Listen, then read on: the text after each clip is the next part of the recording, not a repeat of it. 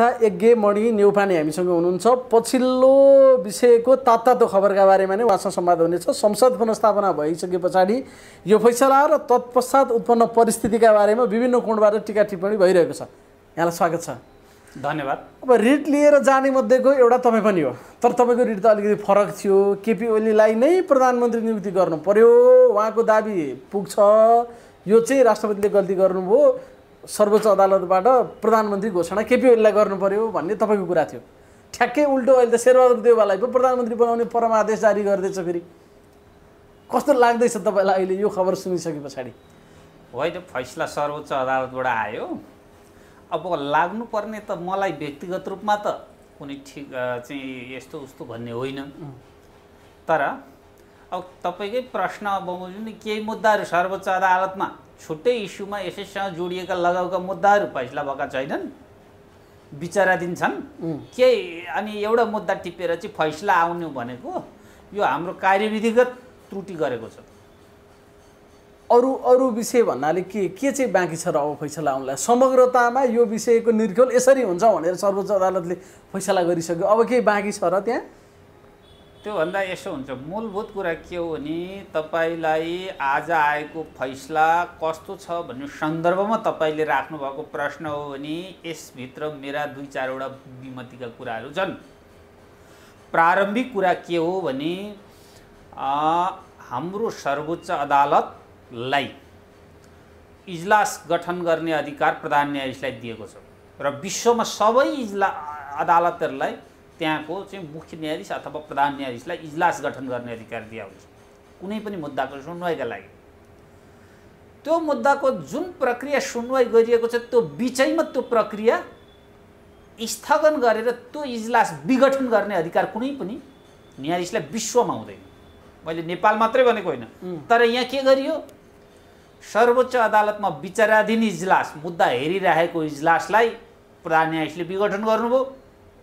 त्यो संविधानको कुनै पनि धारा र कानुनले दिएको छैन। प्रारम्भिक रूपमा नै यहाँ त्रुटिबाट सुरु भयो यो मुद्दा। त्यसैले एउटा बलात्कृत आमाबाट जन्मिएको बच्चा स्वस्थ देखे पनि धेरै वैज्ञानिकहरूले चाहिँ मानसिक रूपमा चाहिँ त्यो समस्या हुनसक्छ त्यो बच्चामा भन्ने एउटा विज्ञान छ नि, त्यस्तै यो मुद्दामा जोडिएका कुराहरू त्यहाँबाट सृजित हुन्छ। दोस्रो कुरा सुन्नुहोस्, जब इजलास विघटन गरेर अर्को इजलास गठन गर्ने अधिकार प्रधान न्यायाधीशलाई नरहँदै पनि गठन गरियो, त्यहाँ के देखियो? अर्को रिक्युजलको प्रश्न उठ्यो। अर्थात् यो ठ्याक्कै बुझिने भाषामा भन्दा के हो भने मुद्दा हेर्न मिल्ने न्यायाधीश र नमिल्ने न्यायाधीशको सन्दर्भमा इजलासमा कुनै कुरा उठ्यो भने न्यायाधीशले आफू स्वविवेक निर्णय गर्ने कुरालाई रिक्युजल भन्छ। म यो मुद्दाको सुनवाईबाट अलग हुन्छु भन्ने कुरा। जो न्यायाधीशहरूले चाहिँ यो मुद्दाको सुनवाईबाट हामी अलग हुनु पर्दैन, हाम्रो यसमा स्वार्थ बाजिँदैन, यहाँ रिक्युजल गर्दैनौँ भने तिनीहरू त्यो इजलासबाट हटाइयो। जसले हामी यो इजलासमा बस्दैनौँ भने उनीहरूलाई पुनर्नियुक्ति गरियो। त्यसैले संसारमा यस्ता प्र्याक्टिसलाई के भनिन्छ? बेन्च सपिङ भनिन्छ। त्यो माथि गडबडी त्यहाँबाट हामीले हेर्दै जानु पर्यो। अहिले फैसला के आयो स्वरूपमा भन्ने एउटा कुरा भयो, तर यो फैसला कस्तो ल्याउनका लागि कसरी सुरु गरियो भनेर जगमा जानु पर्यो। त्यसले हो तपाईँले भन्न खोजेको? यसो छ, अदालतमा फैसला हुनु अन्तिम अवस्था हो। यसभन्दा अगाडि कार्यविधिगत प्रक्रियाहरू विधिसम्मत हुनुपर्छ।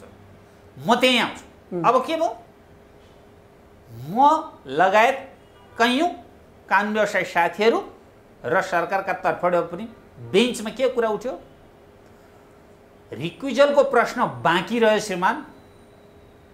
श्रीमानहरू मध्ये फल्ना श्रीमानलाई त माविएको प्रस्ताव जसले पेश गर्यो संसदमा वहीँ रिट निवेदक हुनुहुँदो रहेछ, यहाँ त श्रीमानहरू अलग भइदिए हुन्थ्यो भन्ने अनुरोध भयो। कसैको लिखित रूपमा भयो र कतिपय मौखिक रूपमा भयो। मौखिक रूपमा गर्नेमा म पनि एउटा होला। तपाईँलाई त कारवाही गर्ने समयको कुरा आएको थियो नि त्यतिखेर?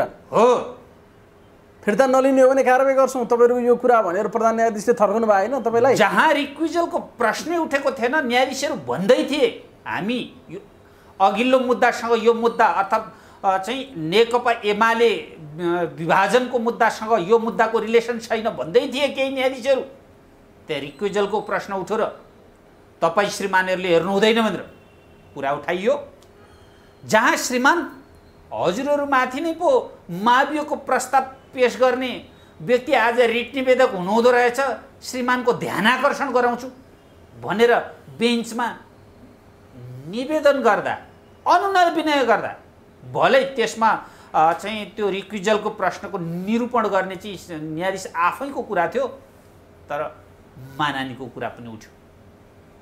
अब भयो के, रिक्विजलको प्रश्नको सन्दर्भमा निवेदन दर्ता भयो र मौखिक रूपमा भनिएको दोस्रो चोटिकामा त्यो विषयमा कुनै आदेश गरिएन।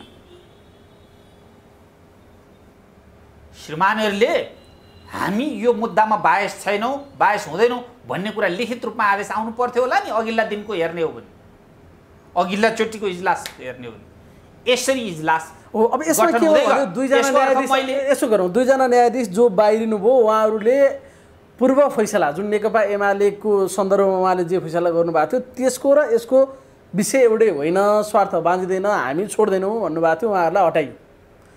र दुईजना न्यायाधीश जो अहिले हुनुहुन्थ्यो संवैधानिक इजलासमा, हामी चाहिँ उहाँहरू बसेदेखि हामी निक्लिन्छौँ भनेर सो घोषणा उहाँले पहिले गर्नुभएको थियो, उहाँहरूलाई फेरि ल्याइयो। आदेशमै के लेखिएको छ भने, आज म दोहोऱ्याएर भन्छु, अनुकूलको इजलास गठन भयो र चाहिँ प्रधान न्यायाधीशले अथवा सम्माननीय ज्यूबाट चाहिँ हामीलाई पनि राख्यो भने हामी मुद्दा हेर्छौँ भनेको थियो। अनुकूलको इजलास गठन भयो भने हेर्नुहोस् न आदेशमा त्यही शब्दै थियो ठ्याक्कै, के भाव त्यस्तो थियो भनेको। इजलास तपाईँ यो दाबी गर्दै हुनुहुन्छ कि अहिले जे खालको संवैधानिक इजलास गठन भयो पछिल्लो, त्यो इजलास नै संसद पुनर्स्थापना र देउबालाई प्रधानमन्त्री तोक्ने परमादेश दिने गरी बनाइएको थियो, हो? तपाईँले भनेको यो हो? मैले भनेको त्यो होइन। प्रश्न उठाउन मिल्छ?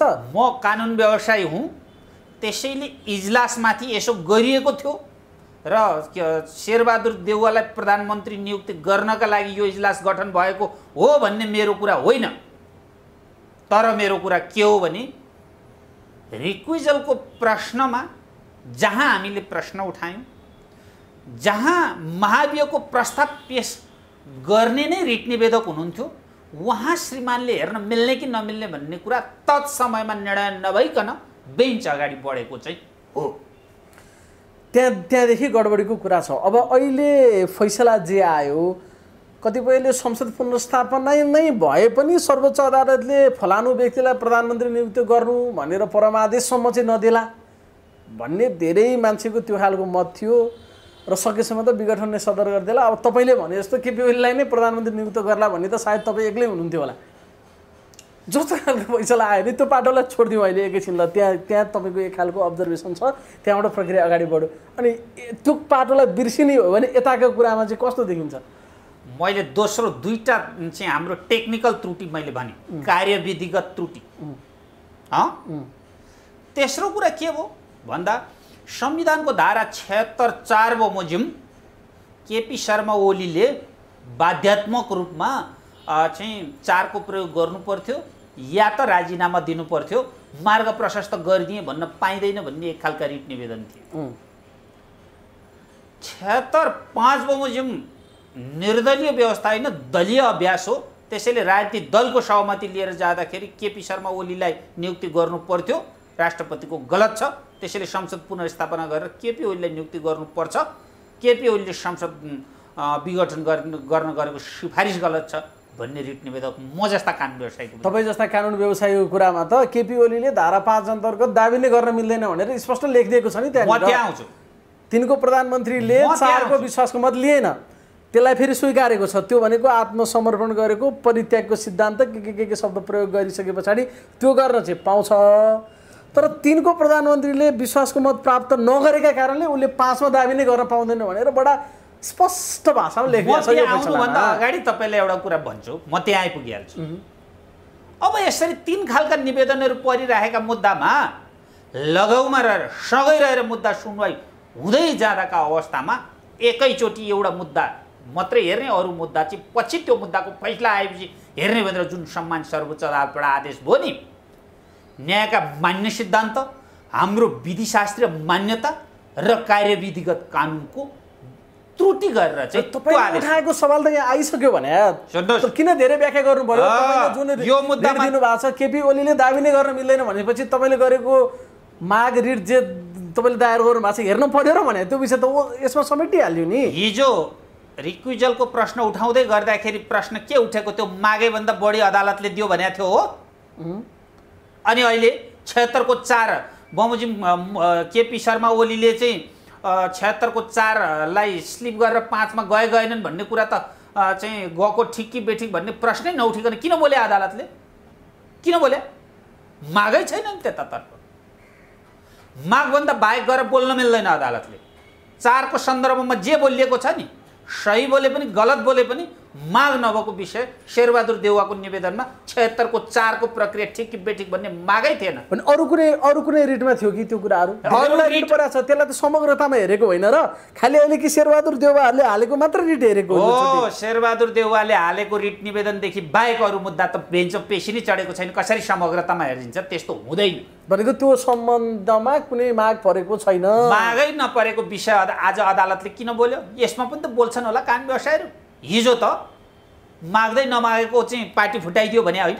अनि तपाईले एउटा कुरा स्पष्ट पारिदिनु। अब कतिपय थाहा छैन है, हामीलाई पनि थाहा छैन, अरू हाम्रो दर्शकलाई पनि थाहा छैन। हामीले भनेको चाहिँ शेरबहादुर देउवा समेत 146 जनाको एउटा रिट, तपाईँ लगायत 3-4 वटा अरू पनि सायद थियो कि केपी ओलीलाई प्रधानमन्त्री बनाउने भनेर र अरू विभिन्न खालका रिटहरू गरेर त्यसको समग्रताको सुनवाईको फैसला आज हो भन्ने बुझाइ छ। त्यस्तो होइन। त्यसो भए समग्रताको सुनवाई हुनका लागि समग्र मुद्दाहरू पेशी चढ्छ। हाम्रो कार्यविधि त्यो हो।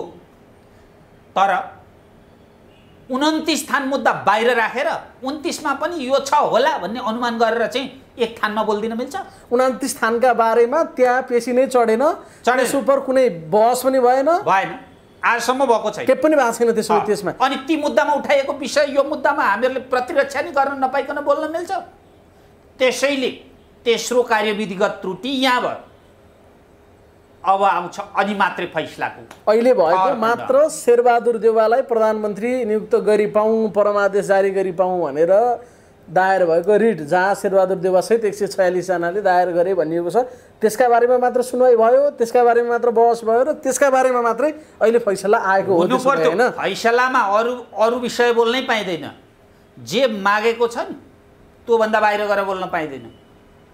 अब केपी शर्मा ओलीको दाबी पुग्ने नपुग्ने सन्दर्भमा किन बोले यो मुद्दामा? निवेदकको निवेदन मागदाबी नै छैन। त्यस्तो निवेदकको मागदाबी नभए पनि त्यसको समग्र व्याख्या हो। सर्वोच्च अदालतले गर्छ नि हजुर। यो त संविधानको व्याख्या गरेको। व्याख्या गर्नका लागि समग्र मागदाबीमा जानुपर्छ। मागदाबीभन्दा बाहिर जान पाइँदैन। मागदाबी भएका मुद्दालाई बायस गरेर ती मुद्दा चाहिँ पेशी नै नचढाइकन ती मुद्दामा यस्तो छ होला भन्ने अनुमान गरेर बोल्दिन मिल्दैन। फेरि यो त केपी त्यो मागदाबी भन्दा पनि 76.5 को बारेमा व्याख्या त गर्नु पर्यो नि। 76.5 को व्याख्या त अटोमेटिक माग्यो। फेरि शेरबहादुर देउवाकै रिटमा पनि 76.5 को व्याख्या नगरिकन त यो विषय स्पष्ट हुन सक्दैन थियो। अनि 76.5 को व्याख्या हुने क्रममा केपी ओलीले दाबी गर्न मिल्दैन भनेर भन्ने कुरालाई पनि पहाड बनाउन मिल्छ र भने? अनि केपी ओलीको मात्रै विषय रहेन। यहाँ त संविधानको व्याख्याको विषय रह्यो र चाहिँ दर्ता भएका रिट निवेदनको कुरा रह्यो। शेरबहादुर देउवाको निवेदन मात्रै चाहिँ सर्वोच्च अदालतले फैसला गरिदिनु पर्ने, हेरिदिनु पर्ने, अरू निवेदन इजलासमै लानु नपर्ने भन्ने कुरा चाहिँ यो संवैधानिक हो, कानुनी हो भन्ने हो तपाईँको तर्क?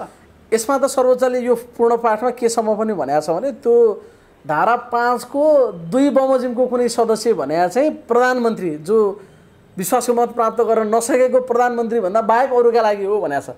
मात्र एकजना बाहेक अरू जोसुकै बन्न पाउँछ भनेर फैसलामा कोर्टै गरेको छ त। यहाँ त सर्वोच्च अदालतले गरेको फैसलालाई सामान्यतया मान्नुपर्छ भन्ने हाम्रो विधिशास्त्रीय सिद्धान्त भएका कारणले गर्दा सर्वोच्च अदालतको फैसला कार्यान्वयन हुने आफ्नो ठाउँमा होला। तर फैसलामा उल्लेख गरिएका आधारहरू एउटा म कानुनको विद्यार्थीको दृष्टिकोणले, एउटा एडभोकेटको दृष्टिकोणले यो फैसलामाथि एउटा बौद्धिक छलफल गर्दाखेरि यसमा पर्याप्त त्रुटिहरू म चाहिँ देख्छु। केपी ओली भन्दा बाहेकले अर्थात् 3 को प्रधानमन्त्री जो विश्वासको मत प्राप्त गर्न नसकेर काम चलाउ भएर बसेको छ, त्यो बाहेक अरूले चाहिँ नियुक्त हुन सक्ने आधार प्रस्तुत गरेमा नियुक्त गर्नुपर्छ भन्ने कुरा त्यहाँ स्पष्ट ढङ्गले लेखिया छ। किनभने उहाँ आफैले विश्वास गर्न संविधानमा लेखेको छैन भन्ने कुरा हो। त्यसो भन्ने हो भने संविधानको धारा 76 को 1 बमोजिमको प्रधानमन्त्री चाहिँ कायम रहन सकेन भने ऊ 2 मा जान पाउने कि नपाउने त? गयो, 2 मा पनि गयो, 3 सम्म त गयो। 2 बमोजिमको प्रधानमन्त्री चाहिँ 3 मा जान पाउने, 2 बमोजिम 2 वा 2 त्यहाँ फैसलामा के भनिएको छ? 1, 2 र 3 मा चाहिँ को व्यवस्थालाई चाहिँ दलीय हो भनिया छ। त 2 बमोजिम पनि राजनीतिक दलकै चाहिँ प्रतिनिधि सभाको चाहिँ मा रहेको राजनीतिक दलको नेता हुनुपर्छ भनेर सर्वोच्चको फैसलामा बोलिया छ। अक्षरशः संविधान हेर्ने हो भने त्यो अवस्था पनि त्यसमा देखिँदैन। नम्बर 1। नम्बर 2, 76(3) मा विश्वासको मत लिन नसकेको या मार्ग प्रशस्त गरेकाले राजनीतिक चाहिँ समीकरण कायम भयो भने 5 मा जान नपाउने हो नि त 76(2) काले पनि 3 मा जान नपाउने अवस्था हुनु पर्यो नि त। कुनै एउटा धाराको व्याख्या गर्दा समान प्रकृतिका अरू धाराको व्याख्या पनि समान प्रकृतिले गर्नु पर्दैन। फैसलामा त के बोलिएको छ भन्नुहुन्छ भने यो संविधानको धारा 76(5) भनेको चाहिँ दलीय व्यवस्था भन्दा बाहिरको व्यवस्था हो। यो चाहिँ दलभन्दा बाहिर गएर पनि चाहिँ सरकार गठन गर्न सक्छन्। त्यसैले यसमा व्हिप लाग्दैन। अब चाहिँ यसमा चाहिँ प्रतिनिधि सभामा विश्वासको मत लिँदाखेरि व्हिपै नलगाउनु भन्ने चाहिँ सर्वोच्च अदालतको फैसलामा बोलेको छ। यो फैसला मान्ने एउटा कुरा हो। तर यो फैसलामा रहेका कुरालाई हेर्ने हो भने 62-63 सालको जनआन्दोलनको भावना र मर्म, 46 सालको जनआन्दोलनको भावना र मर्म कहाँ थियो? निर्दलीय व्यवस्थाको अभ्यासका लागि थियो कि थिएन? र आजको यो विधायकी मनसाय पत्ता लगाएको यो फैसला ले साँच्चै विधायकी मनसाय पत्ता लगाउन सफल भयो कि भएन? यो फैसलामा उल्लेख भएका कतिपय आधार तर्कहरू अहिलेको संवैधानिक कानुन र संविधानवादका सिद्धान्तको मा आधारित छ छैन?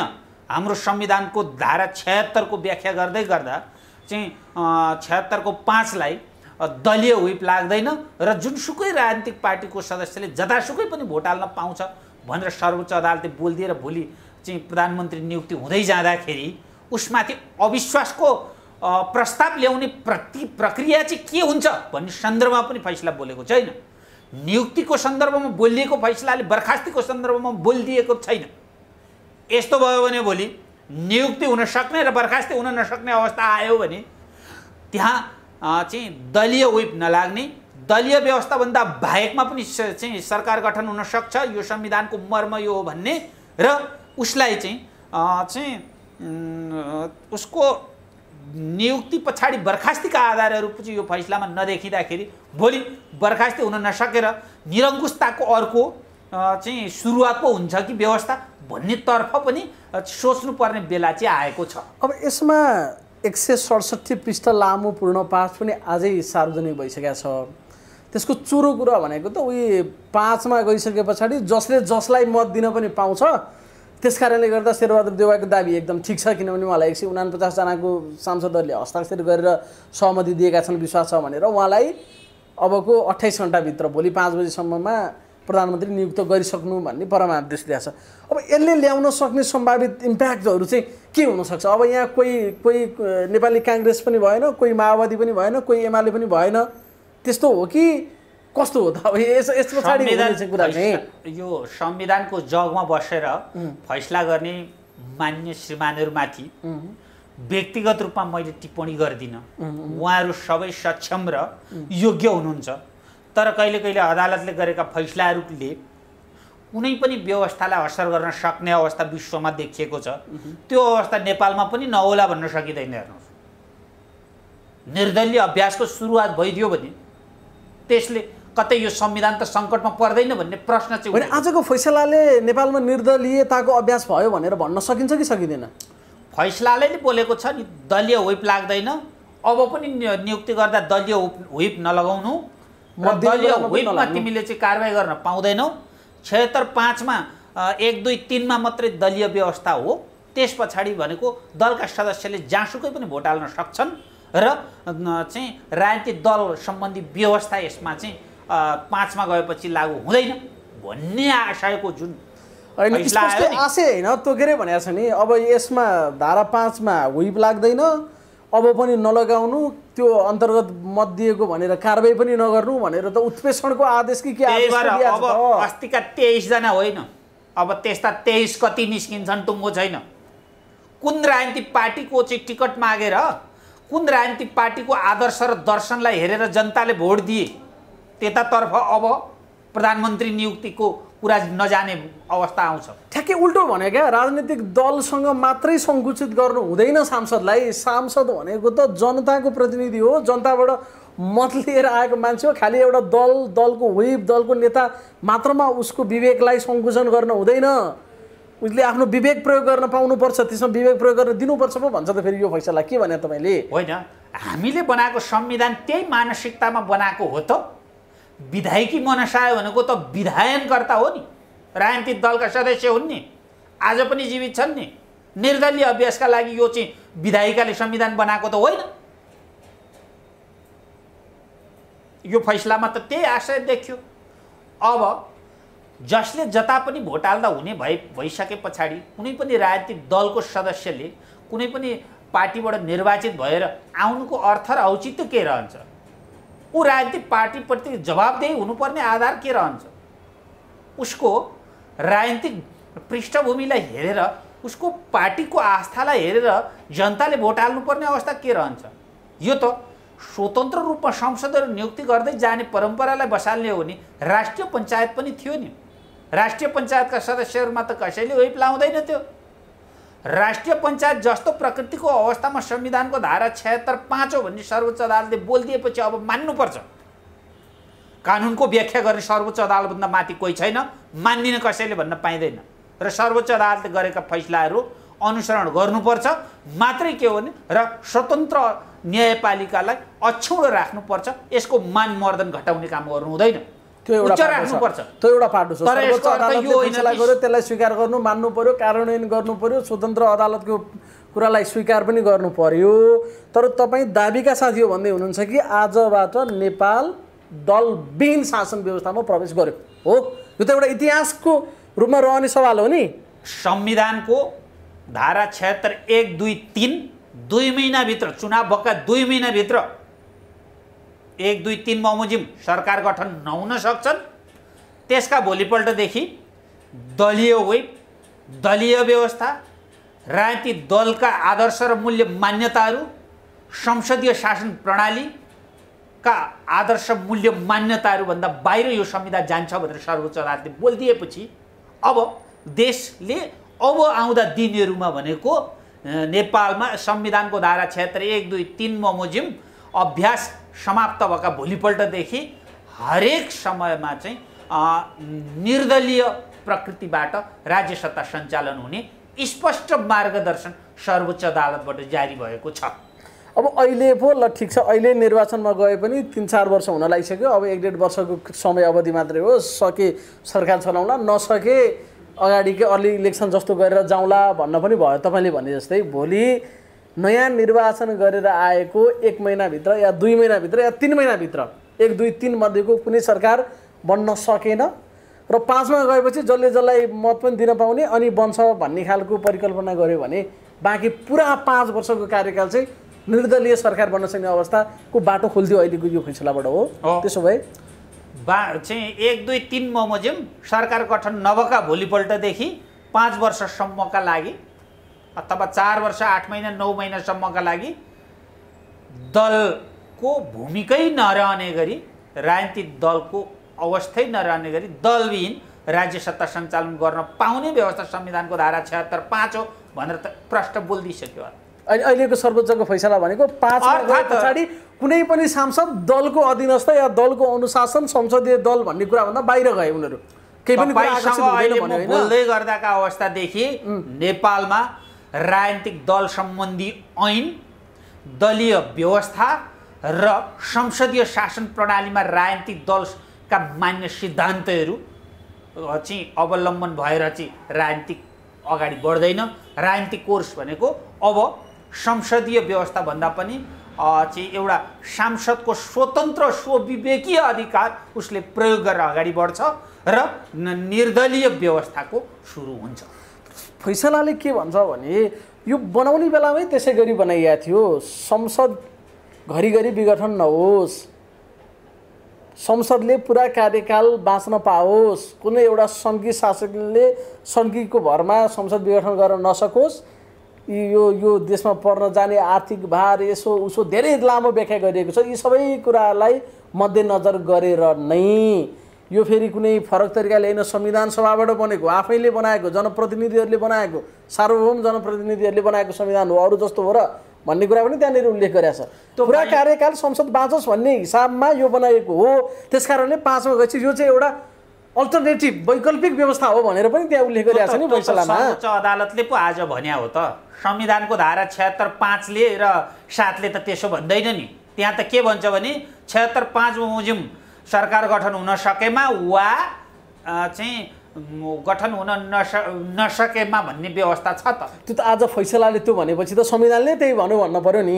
संविधानमा जे लेखेको छ त्यसको व्याख्या गर्ने अन्तिम अधिकार त सर्वोच्चलाई छ।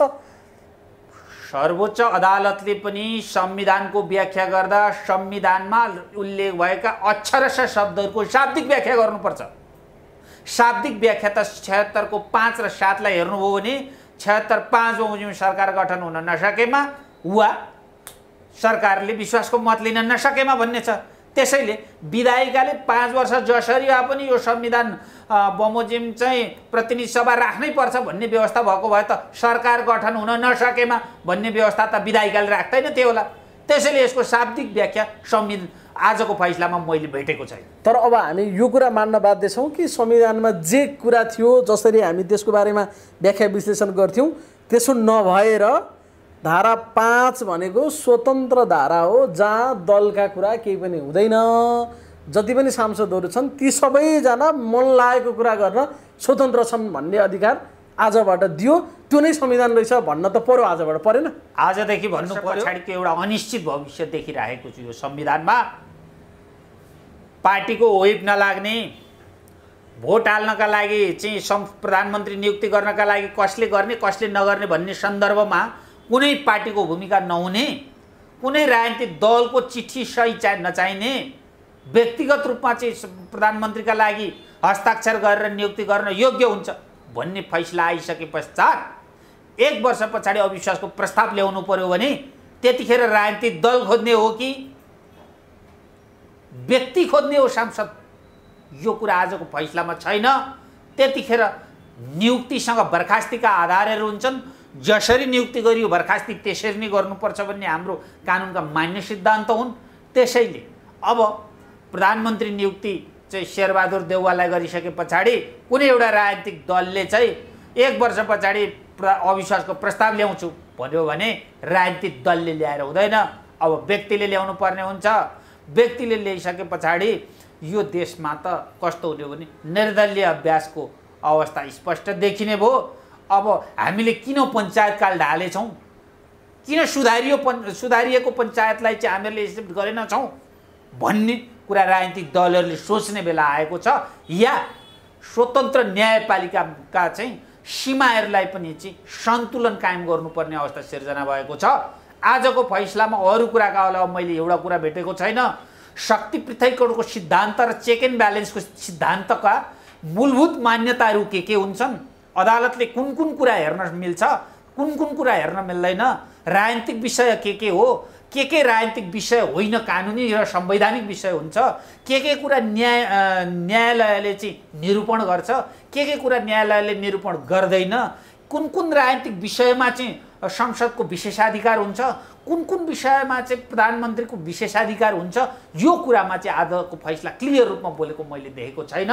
त्यसैले भनेको तपाईले भनेको अहिले विपक्षी मोर्चाले भनौँ न जे खालको आरोप प्रधानमन्त्रीमाथि लगाइरहेको थियो, अधिनायकवादी, निरङ्कुश, प्रतिगमनकारी भनेको, अब बन्ने प्रधानमन्त्री चाहिँ बरु त्यस्तो साँच्चै उहाँहरूले भने जस्तो अधिनायकवादी बन्न सक्ने, उहाँहरूले खोजे जस्तो निरङ्कुशवादी बन्न सक्ने ठाउँ चाहिँ अहिलेको यो फैसलाले दियो। त्यसो भए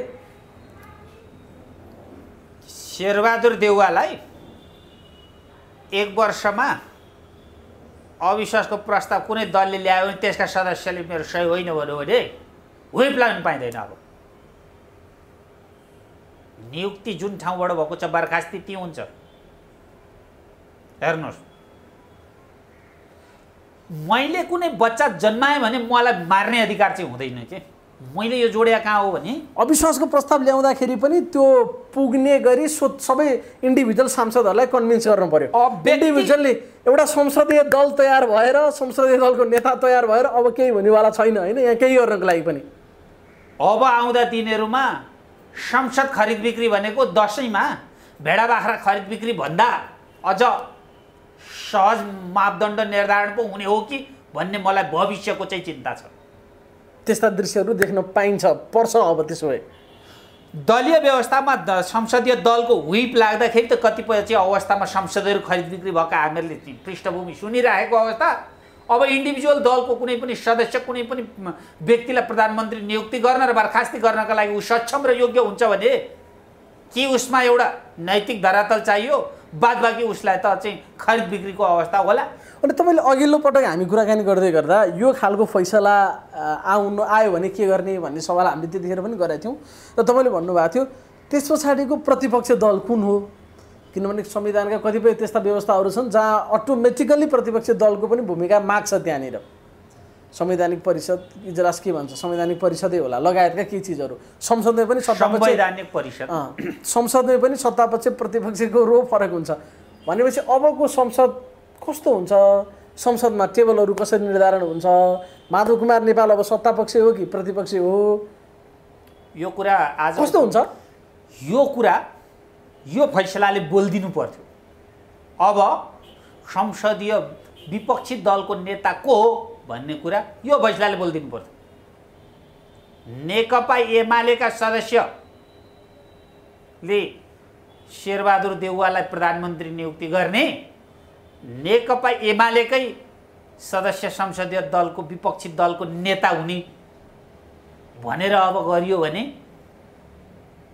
त्यो भन्दा उट्टाङ्गी केही पनि हुँदैन। अथ त्यस्तै होला जस्तो छ।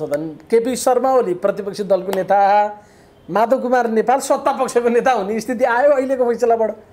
भइ नै सक्यो, भइसक्यो त त्यो त, किनभने माधव नेपालहरूको समेत सङ्ख्या जोडेर उहाँहरूको हस्ताक्षरलाई समेत मान्यता दिएर शेरबहादुर देउवा प्रधानमन्त्री हुनुभयो आज हो। आजको सत्तापक्ष नेकपा एमाले पनि हो, प्रतिपक्ष नेकपा एमाले पनि हो। प्रतिपक्ष को छ मलाई थाहा छैन, एमाले पनि होला, एमाले सत्तापक्ष भने यसले त भोलि नेपाली काङ्ग्रेस पनि त प्रतिपक्ष बन्न पायो नि। अहिले उहाँले जे हस्ताक्षर गर्नुभयो, अब संसदमा शेरबहादुर देउवाले शपथ लिँदा नि नेकपा एमाले होइन नेपाली काङ्ग्रेसका सांसदले भोट नदिए पनि हुन्छ, व्हिप लाग्दैन। नेकपा माओवादीकाले नदिए पनि हुन्छ, लाग्दैन। कोही अर्को व्यक्ति संसदमा उठ्या थियो भने नेपाली काङ्ग्रेसकाले चाहिँ केपी ओलीलाई भोट दिए पनि हुन्छ, व्हिप लाग्दैन। मेरो कुरा यति मात्रै हो क्या, हामीले चाहिँ एक्सर्साइज गरेको हामीहरूले ल्याएको संविधान यही हो त हो। मैले भन्न खोजेँ 271 जना सांसदहरू जे हुनुहुन्छ अहिले संसदमा, उहाँहरू जसले जे भन्नुको मतलब मतदान दिने सन्दर्भमा हाले पनि भयो नहाले पनि भयो।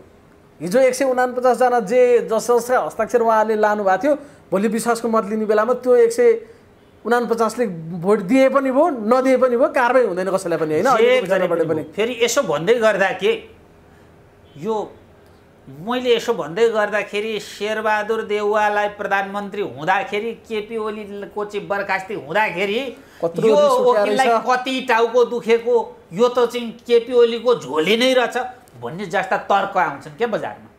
सुन्नु, केपी ओलीको पक्ष विपक्षसँग मेरो कुनै सरोकारै होइन। मैले हिजो पनि भनिरहेको छु, केपी ओलीले यो देशमा चाहिँ चमत्कार गर्लान् र यो केपी ओलीलाई बचाइराख्नुपर्छ भन्ने होइन मेरो हिजोदेखि सर्वोच्च अदालतमा यसैका कारण निवेदन थियो कि यो संविधान चाहिँ बचाउनुपर्छ भन्नका लागि थियो। मेरो निवेदनको त सुन्नै भएन, तर शेरबहादुर देउवाको निवेदन सुन्नै हुँदा त देश त अब के भनिदियो यो फैसलाले। अब 76 को 5 पुगेपछि निर्दलीय अभ्यासको सुरुवात हुन्छ, तर त्यो निर्दलीय अभ्यासलाई निर्दलीय अभ्यासै भन्ने चाहिँ होइन, दलको भूमिका हुँदैन। दलको भूमिका नहुने निर्दलीय अभ्यास होइन, तर पनि दलको भूमिका हुँदैन। त्यसैले यो देशमा अब जसले जसलाई पनि 76-5 मा पुगेपछि भोट हाल्न पनि पाउँछ। अब भविष्यमा पनि वेब जारी नगर्नु है तिमीहरूले। मागेकै छैन, फेरि नमागेको दिस है अदालत भनेर यहाँभन्दा अगाडि धेरै श्रीमानहरूको मानमर्दन गर्ने काम भयो। तर आज नमागेको प्राप्त भइरहेको छ। त्यहाँ फेरि हिजो जो होचो उसका मुखा घोचो भने जस्तो कतिपय न्यायाधीशहरूलाई यही मागेको भन्दा धेर दिएको भन्ने आधारमा चाहिँ रिक्युजलको प्रश्न उठ्यो।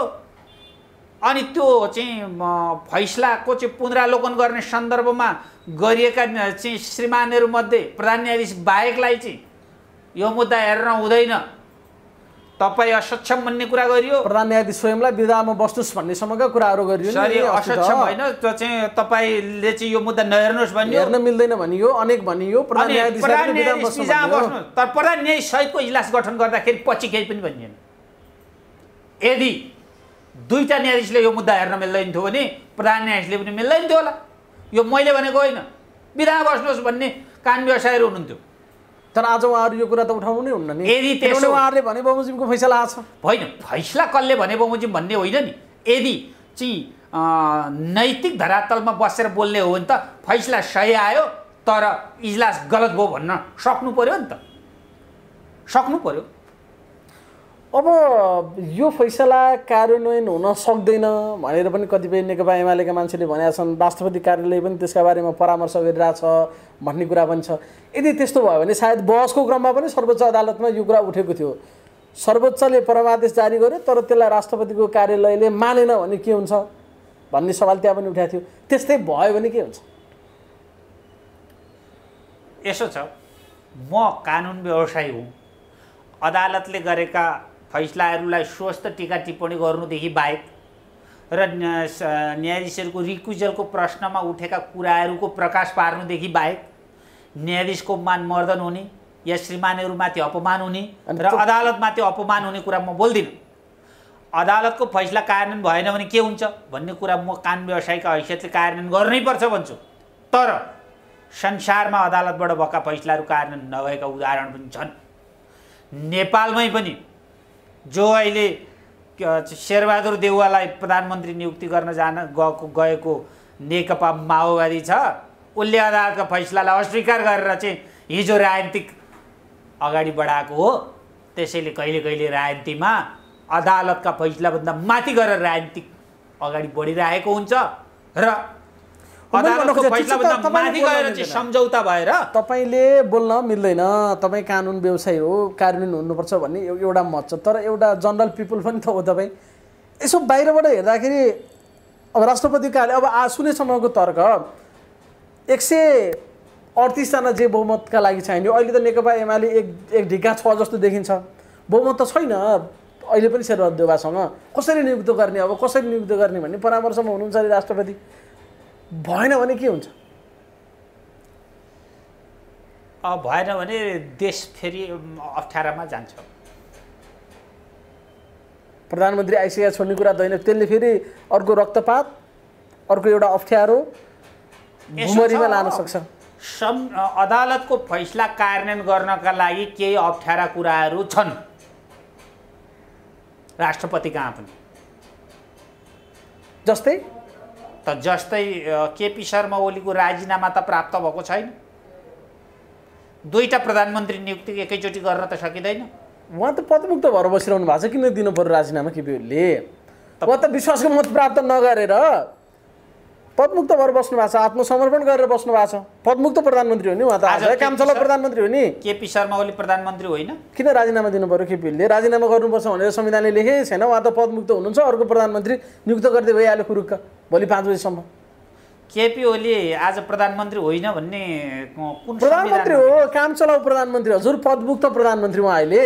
काम चलाउ हुनका लागि चाहिँ प्रधानमन्त्रीले काम चलाउ प्रधानमन्त्री हो भन्ने कुरा चाहिँ सोकल्ड हुन्छ कि उहाँले चाहिँ म काम चलाउ अवस्थामा जानका लागि म चाहिँ राजीनामा दिन्छु भन्नुपर्छ भन्दा राजीनामा दिनुपर्छ भनिदिएर हुँदैन नि। मार्ग प्रशस्त त 76-5 का लागि गरिदिया हो नि।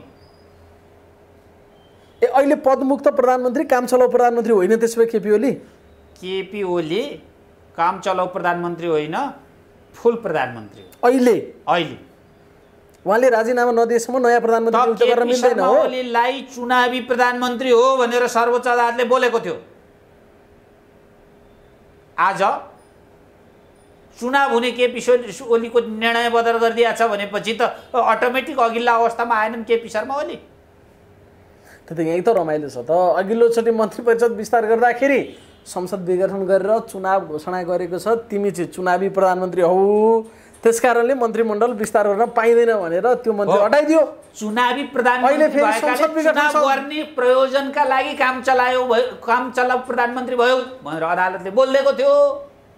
तर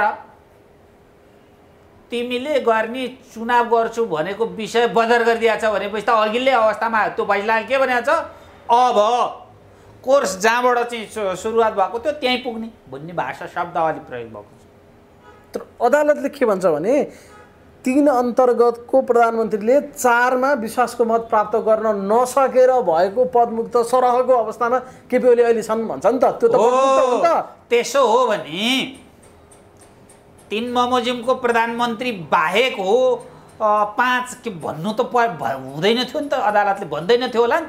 यदि केपी ओली काम चलाउ भए प्रधानमन्त्री नभएको भए त प्रतिनिधि सभाको सदस्य 76 बमोजिमको टोटल सदस्यको हैसियतमा पुगेको भएकाले तिमीले पनि दाबी गर्न पाउँछौ भनिदिन्थ्यो होला नि त अदालतले।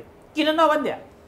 तिमी प्रधानमन्त्री छौ, त्यसैले 76/5मा तिम्रो दाबी होइन भनेर एकापट्टि बोलिएपछि अर्कापट्टि फेरि तिमी होइन काम चलाउको हैसियत भयो, तिम्रो अवस्थै छैन, राष्ट्रपतिले नियुक्ति गर भन्नु भनेको त दोहोरो कुरा भएन। भनेको अहिले केपी ओली पदमुक्त प्रधानमन्त्री या काम चलाउ प्रधानमन्त्री होइन तपाईको दाबी हैन? व्याख्या एउटा हुन्छ नि, एउटा फैसलामा एउटा आधार लिइन्छ नि त। 76/5मा जानका लागि 3 को प्रधानमन्त्रीले होइन है, प्रतिनिधि सभाको सदस्यले मात्रै पाउने हो भनेर एकापट्टि व्याख्या गरिन्छ भने चाहिँ अर्काचोटितिर चाहिँ शपथ खुवाउनको बेलामा चाहिँ तिम्रो हैसियतै समाप्त भइसक्यो है।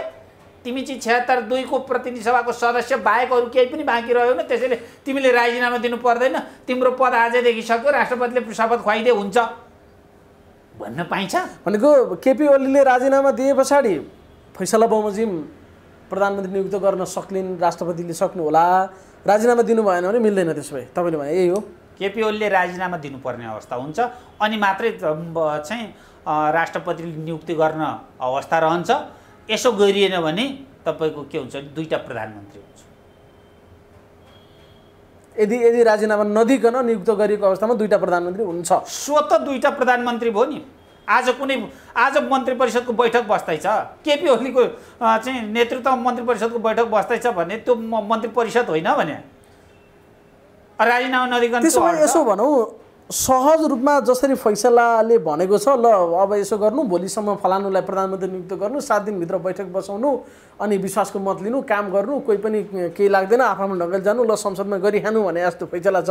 त्यति सजिलो यसको कार्यान्वयन पक्ष छैन तपाईँले भने होइन त? छैन। त्यो मात्रै होइन, सर्वोच्च अदालतका सम्माननीय श्रीमानहरूबाट जुन फैसला आयो यो कार्यान्वयन हुन्छ, आफ्नो ठाउँमा छ, कार्यान्वयन हुनुपर्छ। तर आगामी दिनमा यो एउटा अन्तर्राष्ट्रिय रूपमा अभ्यास गरिँदै आएको कतिपय कूटनैतिक कुराहरूमा चाहिँ आमूल परिवर्तन आउला कि हाम्रो देशमा भन्ने आशंकाको स्थिति सिर्जना भएको छ। यो फैसला कार्यान्वयनको क्रममा अब हुने सरकारको परराष्ट्र नीतिका सन्दर्भमा एक चाइनाको नीति अनेक चाइनाको नीतिमा परिवर्तन हुन्छ कि भन्ने अवस्था निर्धारण भएको छ। युरोपेली युनियनहरूले खोजिरहेको एउटा हिमालयन बेल्टको तपाईँको रोडदेखि लिएर तपाईँको एमसिसीका कुराहरू चाहिँ नेपाली जनताका अहितमा पो अब पास हुँदै जाने अवस्था आउँछन् कि भन्ने अवस्था सिर्जना भएको छ। जे गरे पनि सबै सांसदलाई मन देशमा दलीय व्यवस्था समाप्त भएर चाहिँ दलहरू कमजोर अवस्थामा पुगे भने कुनै न कुनै हिजोका चाहिँ प्रतिगामी शक्तिहरूले चाहिँ जरा गाड्ने हुन् कि भन्ने अवस्था त्यसो भए यसलाई बिट मार्दै गर्दा हामी यसो भनौँ, आज फैसला के आयो भन्दा पनि आज आएको फैसलाले दूरगामी रूपमा कस्ता दृश्यहरू हामी अब देख्न पर्नेछ, चिन्ता सबैभन्दा ठुलो त्यहाँनिर हो होइन। हो। हस्, महत्त्वपूर्ण समय दिनुभयो, यहाँलाई धेरै धेरै धन्यवाद छ।